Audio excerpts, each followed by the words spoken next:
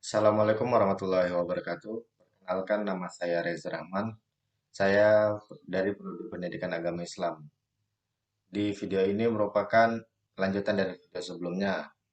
Di sini saya akan menjelaskan secara singkat mengenai pertama, era Orde Lama, yang kedua, era Orde Baru, dan yang ketiga, era Reformasi. Pertama, era Orde Lama. Di era ini, peranan Pancasila sebagai ideologi negara yang menjadi azimat revolusi bangsa. Era ini juga berlangsung dari tahun 1959 sampai 1966 dengan berlakunya sistem pemerintahan demokrasi terpimpin dan kembalinya Undang-Undang Dasar 1945. Tetapi pada masa itu terjadi banyak penyimpangan yang dilakukan oleh Presiden Soekarno dan MPRS. Sehingga Insinyur Soekarno selaku Presiden Republik Indonesia memberikan perintah kepada Lejen Soeharto melalui surat perintah pada tanggal 11 Maret 1969 atau yang bisa disebut dengan Super Semar. Super Semar ini menjadi cikal bakal yang akan terjadi di masa era Orde Baru. Yang kedua, era Orde Baru. Orde Baru memiliki cita-cita melaksanakan Pancasila dan Undang-Undang Dasar 1945 secara murni dan konsekuen. Pada tanggal 22 Maret 1978 yang ditetapkan oleh MPR tentang pedoman penghayatan dan pengamalan Pancasila.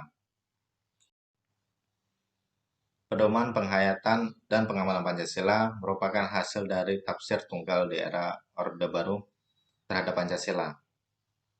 Hasilnya pun dijadikan ideologi. Nilai-nilai dari hasil tafsir tersebut selalu ditanamkan di benak masyarakat melalui doktrinasi. Warga yang tidak mengikuti hal tersebut dia akan dianggap melanggar ideologi dan dasar negara. Melalui berbagai hukum, Orde Baru menjadikan Pancasila sebagai alat legitimasi politik. Menjadikan Pancasila dan Undang-Undang Dasar sebagai tameng merupakan pelanggaran HAM dan hukum-hukum lainnya. Pancasila selalu identik dengan rezim Orde Baru. Yang ketiga, era reformasi.